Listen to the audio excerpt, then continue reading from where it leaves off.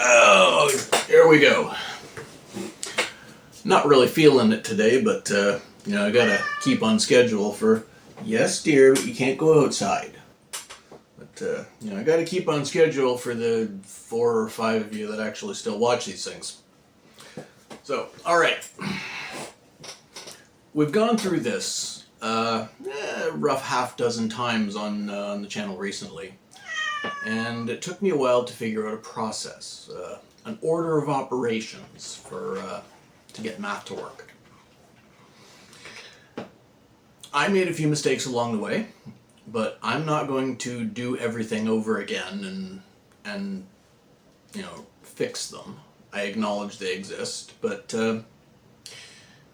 if you note any discrepancies in my previous videos, good for you.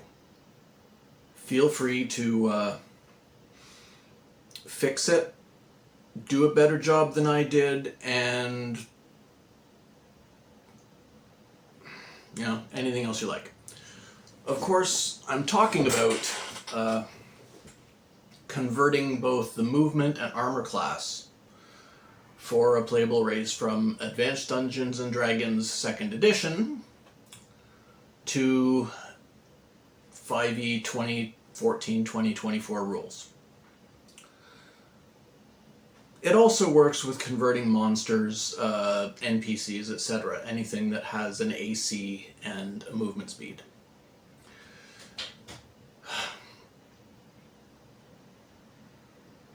Let's move this back so I can look at it easier. There we go. It's just converting the math from one system to another so you can use it for multiple different things in a game. Let's start with movement. That's the name of the stat in AD&D 2nd edition. It's movement. In 5e it's called base speed. And it refers to how much distance your character can move in 6 seconds. 6 seconds being the allotted time for 1 round of turns. This one was tricky to figure out initially, but there's an easy way. It's not dead to rights accurate, like down to the inch, but it's close enough to work. First thing you do is you take your 2nd edition movement number. For the sake of argument, we'll call it 9. You take that 9 and double it, so now it's 18. And you round it up to the nearest 5. Which brings us a 5e base speed of 20. The reason we round it up to 5 is because every base speed in 5e,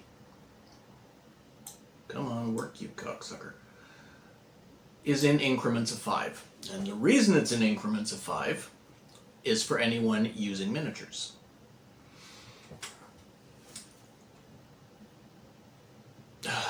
I hate this computer. I gotta shut something off before it starts up again. Close. Okay, where were we? Yes. Your base speed of 20 is in increments of 5 for anyone using miniatures. Your character on the map can move 4 squares, because a square represents 5 feet. So everything's going to be in increments of 5 for base speed. So with the 20 speed you can move 4 squares and still have your bonus action and action to use, or you can move 8 squares if you take the dash action, but then you can't do anything else. But 20 is incredibly slow for a player character, so we'll say their 2nd edition movement was 13. Again, double it, that gives us 26. Now this time you have a choice. You could just call it 25, which is the standard base speed for some small races. I would, however, suggest that you rounded up to 30, which is the base speed for most playable race/species in 5e. 30 means you can move your mini 6 squares on the battle map when it's your turn, or 12 the dash action as previously mentioned. I'll show you, screenshot it, or just pause the video and write it down.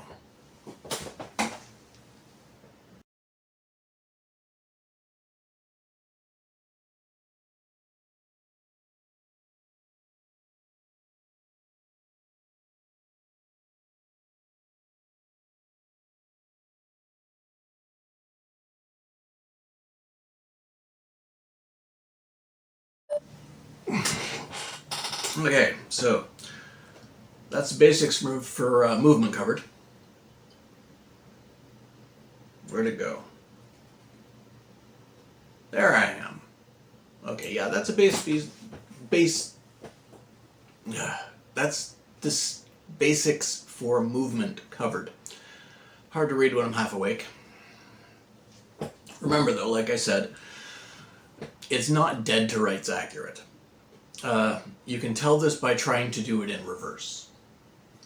If you take your 30 base speed and cut it in half, it lands on 15 instead of 13. And it only works one way. So you can convert from second edition to 5th, but you can't convert it back accurately. Okay, armor class is another matter entirely. See, Advanced Dungeons and Dragons, 1st and 2nd edition, used something called THAC0. THAC0. Which means 2-hit armor class 0. Armor class 0 was initially the strongest armor you could get in the game. Basically, the lower your armor class number was, the stronger your armor was. And the harder it was to hit. So your character's THAC0 is the number they have to roll on your d20 to hit armor class 0. Doesn't make sense yet? Don't be ridiculous. It'll never make sense, and it never did. But this one is pretty easy to convert. The numbers for AC in 2nd edition are reversed from what we use in 5e. So we have to find the point at which both systems land on the same number. That's the easy part.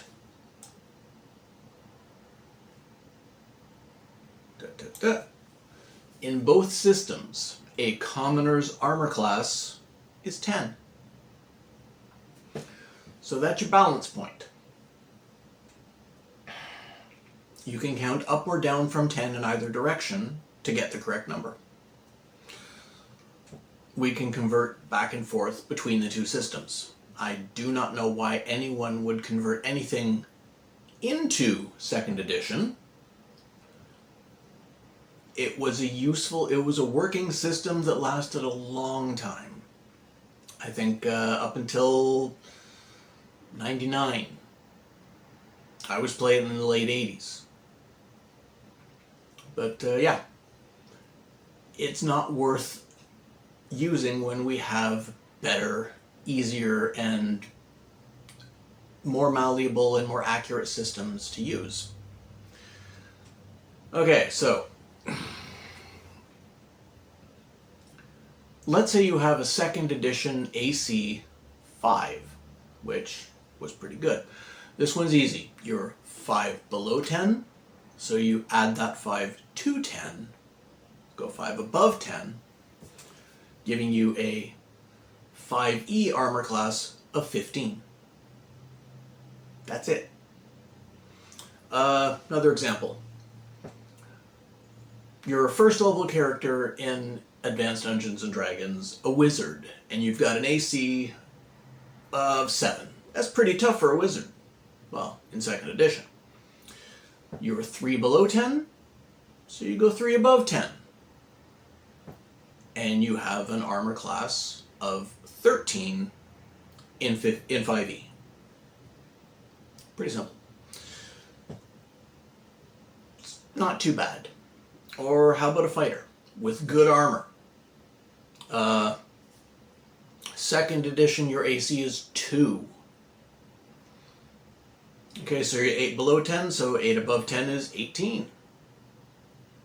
Your 5e armor class is 18. You know, for a first level character, that's pretty good. Alright. Full disclosure here. They knew Thac0 was a problem, even when they were still using it. Because of this, there were such things as negative armor classes in a lot of the later books for 2nd edition. One last example of this. Let's say we have a high-level paladin in 2nd edition with an armor class of -4. Okay. Hugely strong armor. You're 14 below 10. So what's 10 plus 14? Your 5e armor class is 24. That's pretty good. Now, here's a chart to figure it out. That'll make it easier.